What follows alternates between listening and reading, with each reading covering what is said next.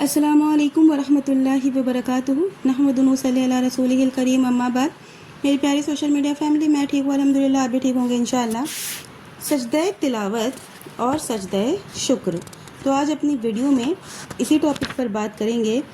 सजदे तिलावत ये नमाज और नमाज से बाहर सुन्नत है। सजदे तिलावत क़िरात करने वाले और सुनने वाले दोनों के लिए है। ऐसे ही सजदे शुक्र, जब कोई नेमत मिले तो सजदे शुक्र करना चाहिए। मसलन किसी की हिदायत की खुशखबरी मिले, या इस्लाम कबूल करने की खुशखबरी मिले, या मुसलमानों को फ़तह की खुशखबरी मिले, या बच्चे की पैदाइश की खुशखबरी मिले, एक्सेट्रा। इन सब चीज़ों पर सजदे शुक्र करना है। और सजदे तिलावत जो भी सुनता है या क़िरात करता है या क़िरात सुनता है, उसके लिए सजदे तिलावत करना है। तो आज अपनी वीडियो में इसी टॉपिक पर बात करेंगे। चैनल में नए हैं तो प्लीज़ सब्सक्राइब माय चैनल। कुरान करीम में सजदे की कितनी तादाद है?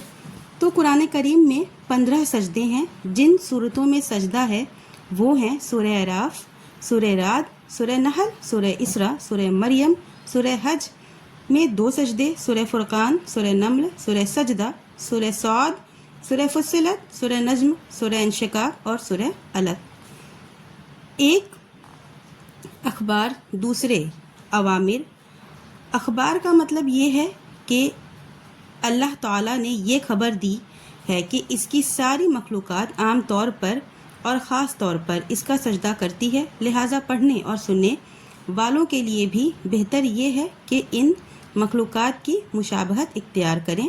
अवामिर का मतलब ये है कि अल्लाह ताला ने इन आयात में सजदा करने का हुक्म दिया है, लिहाजा पढ़ने और सुनने वाला अल्लाह का हुक्म बजा लाते हुए इन पर सजदा करे।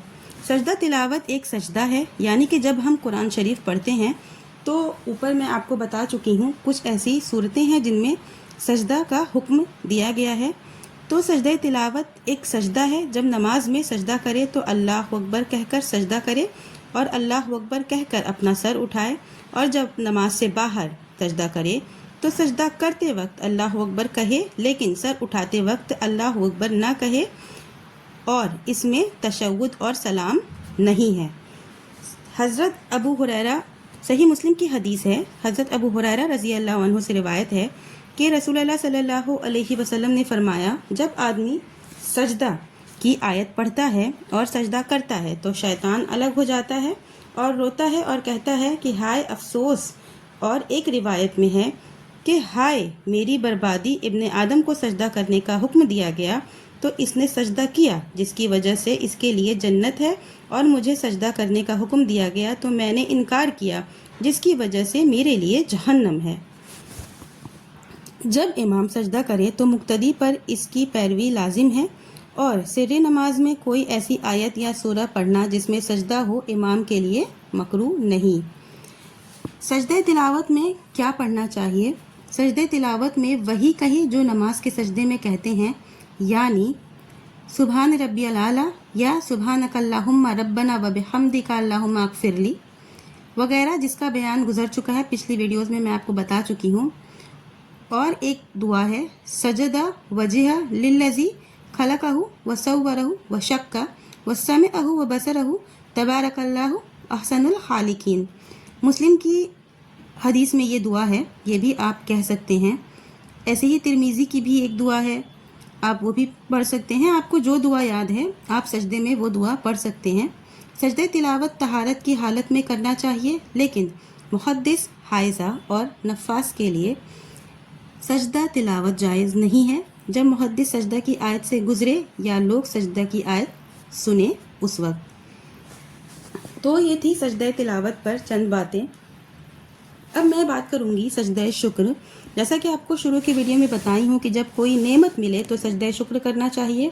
एग्जाम्पल के तौर पर किसी की हिदायत की खुशखबरी मिले, या कोई इस्लाम कबूल कर रहा है ऐसी कोई खुशखबरी मिले, या मुसलमानों को किसी तरह की फ़तह हासिल हो, या बच्चे की पैदाइश की खुशखबरी, एक्सेट्रा, इसी टाइप का। जब आदमी किसी मुसीबत से निजात पा जाए तो सजदा शुक्र करना चाहिए। मसलन डूबने से बच जाए, जलने से बच जाए, या चोरों से बच जाए वगैरह। सजदा शुक्र ये एक सजदा है जिसमें अल्लाह अकबर कहने और सलाम फेरने की ज़रूरत नहीं। ये सजदा नमाज में नहीं है बल्कि नमाज से बाहर है। आदमी अपनी हालत के मुताबिक خواہ وہ کھڑا ہو یا بیٹھا ہو، خواہ وہ طہارت کی حالت میں ہو یا حدث کی حالت میں ہو، سجدہ کر سکتا ہے۔ البتہ طہارت کی حالت میں سجدہ کرنا افضل ہے۔ حضرت ابو بکر رضی اللہ عنہ کہتے ہیں کہ نبی کریم صلی اللہ علیہ وسلم کے پاس جب کوئی ایسی خبر پہنچتی جو آپ کو خوش کر دیتی یا آپ اس سے خوش ہو جاتے تو سجدہ میں گر جاتے اور اللہ تعالیٰ کا شکر ادا کرتے۔ یہ حدیث ہے ابو داؤد کی۔ تو آپ کسی بھی حالت میں سجدہ کر سکتے ہیں۔ آپ کو کسی بھی طرح کی خوشخبری ملے، جیسے ہم اپنی خوشخبری کو لوگوں میں مٹھائیاں دے کر کے بانٹتے ہیں، مٹھائی دے کر کے ظاہر کرتے ہیں کہ ہم خوش ہیں، یا بہت سی طرح کا ہم فنکشن کرتے ہیں کہ ہم خوش ہیں، تو اسی طرح ہمیں سجدہ شکر، یعنی کہ ہم جس کی وجہ سے خوش ہوئے ہیں، ہم کو خوش کرنے والی جس کی ذات ہے وہ ذات اللہ کی ہے، تو ہمیں اللہ کا شکر ادا کرنا اور سجدہ شکر کرنا نہیں بھولنا چاہیے۔ اپنے ہر خوشی میں، جیسے ہم اپنی مصیبت کے وقت میں دعاؤں کا سہارا لیتے ہیں، اللہ کے آگے ہاتھ اٹھا کر اپنی غم کو بتاتے ہیں، اپنے لیے دعائیں کرتے ہیں، ویسے ہی جب ہمیں خوشی ملتی ہے تو اپنی خوشی میں بھی اللہ کو ضرور شامل کریں اور اللہ سے دعائیں کریں، اللہ تعالیٰ سے باتیں کریں۔ اللہ تعالیٰ آپ کی باتوں کو سنتا ہے اور جو آپ کے لیے بہتر ہوتا ہے وہ وہی کرتا ہے۔ بہت سے لوگ ایسے ہوتے ہیں جو غمزدہ ہوتے ہیں اور بہت جلدی مایوس ہو جاتے ہیں۔ وہ کہتے ہیں کہ دعائیں قبول نہیں ہوتی۔ تو قبولیت صرف یہ نہیں کہ جو مانگا وہ مل جائے، قبولیت یہ بھی ہے کہ آپ پر آئی بلائیں ٹل جاتی ہیں، قبولیت یہ بھی ہے کہ آپ کو بہترین سے نواز دیا جاتا ہے، قبولیت یہ بھی ہے کہ آخرت میں اپنی دعا کا اجر دیکھ کر آپ حیران رہ جاؤ گے۔ تو اس لیے آپ ہمیشہ دعاؤں میں جیسے غمزدہ ہو کر دعائیں کرتے ہیں، تب آپ اللہ کو یاد کرتے ہیں، تو ویسے ہی آپ اپنی خوشی میں سجدہ شکر بھی کیا کریں۔ ویڈیو زیادہ لمبی نہیں کروں گی، ویڈیو کو یہیں پر ختم کروں گی۔ آخر میں اللہ تعالیٰ سے دعا ہے، اے اللہ، ہر اس شخص کو سکون عطا فرما جو اپنی حالت کسی کو بتانے سے قاصر ہے۔ اے میرے پروردگار، تو ہر انسان کی روح کے اندر کی اذیتوں کو جانتا ہے، ہر بے سکون دل کو سکون عطا فرما اور اپنی خاص رحمتوں سے نواز دے، آمین یا رب العالمین۔